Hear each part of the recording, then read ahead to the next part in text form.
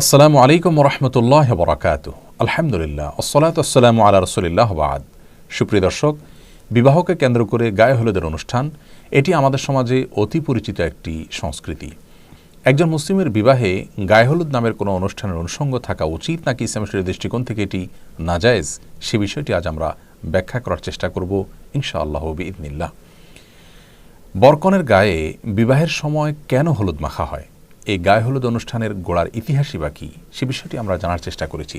যেটুকু জানতে পেরেছি তা হলো, কলকাতার দৈনিক আনন্দবাজার 16 জানুয়ারি 2019 বিষয়ে একটি প্রতিবেদন প্রকাশ করেছে, যার শিরোনাম হলো বিয়ের রীতিতে গায়ে হলুদের চল কেন এলো জানেন। এই প্রতিবেদনে লেখা হয়েছে, হিন্দু বিয়ের রীতি অনুযায়ী বিয়ের দিন সকালে হলুদ মেখে স্নান করেন বরকনে। পুরাণেও হিন্দু বিয়ের রীতিতে হলুদের চল ছিল।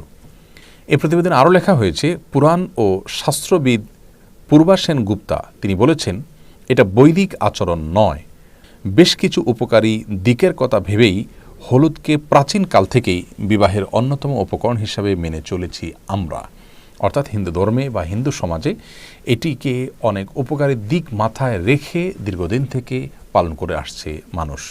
এ বিষয়ে বাংলাপিডিয়া বলছে, বৈদিক যুগ থেকে ভারতীয় হিন্দু সমাজে গাত্রহরিদ্রা বা অধিবাস বিয়ের অনুষ্ঠানে অবশ্য পালনীয় শাস্ত্রাচার ও লোকাচার হিসাবে পালিত হয়ে এসেছে। বরকনের দাম্পত্য জীবনকে যে কোনো ধরনের অকল্যাণ ও অপশক্তির অনিষ্ট থেকে মুক্ত রাখার কামনা থেকেই এসব লোকাচার পালন করা হয়। এটি মূলত একটি মাঙ্গলিক অনুষ্ঠান।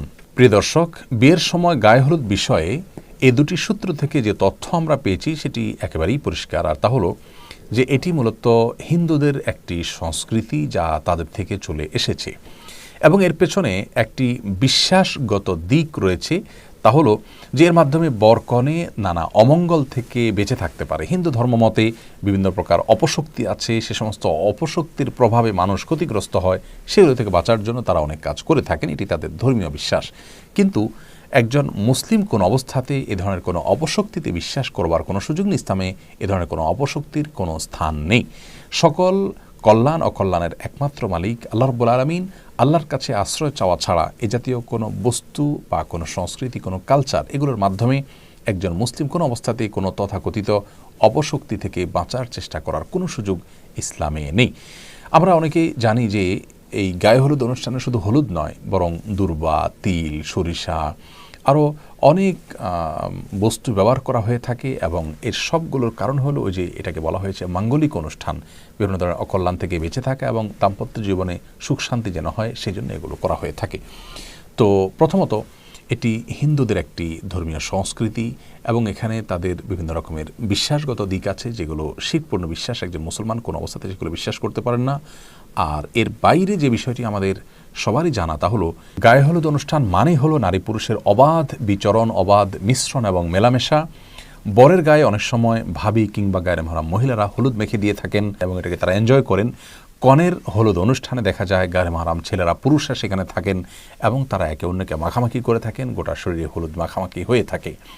এর পাশাপাশি গানের যে বিষয়টি, ব্যান্ড পার্টি ইত্যাদি, এগুলো তো গায়ে হলুদ অনুষ্ঠানের অন্যতম গুরুত্বপূর্ণ অনুষঙ্গে পরিণত হয়েছে এবং এর মাধ্যমে অনেক সময় এলাকাবাসীর স্বাভাবিক জীবনযাত্রা দুর্বিষহ হয়ে পড়ে।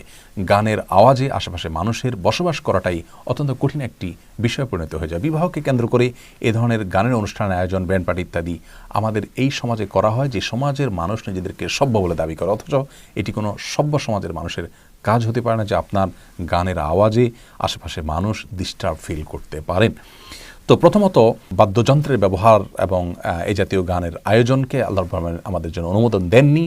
বিবাহকে কেন্দ্র করে যে দব বাজানোর অনুমোদন রয়েছে, ছোট শিশুদের গান করার অনুমতি রয়েছে, এটি সেই অনুমতি নয়। অর্থাৎ এই ব্যান্ড পার্টি করা এবং বড়রা নাচানাচি করা এবং সেখানে আপনার নানা রকমের মিউজিক্যাল ইনস্ট্রুমেন্ট ব্যবহার করা, এটি ইসলাম শরীয়তের দৃষ্টিকোণ থেকে কোনো অবস্থাতে জায়েজ নয়। সেই সাথে আপনার নারী পুরুষের যে অবাধ মেলামেশার বিষয়টি রয়েছে সেটি তো আছেই, আর তার চাইতেও বড় হলো যেখানে হিন্দু আইনে বিশ্বাস রয়েছে যার সঙ্গে একজন মুসলমান কখনো একাত্ম হতে পারেন না।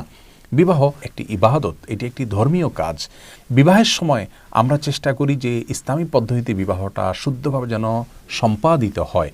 তো সেই বিবাহকে কেন্দ্র করে যে সমস্ত আনুষ্ঠানিকতা আছে সেখানে যদি অনইসলামিক বা ইসলাম সমর্থন করেন এমন কোনো কাজ আমরা করি, তাহলে সেটি কোন অবস্থাতে একজন মুসলমানের জন্য জায়েজ হতে পারে না।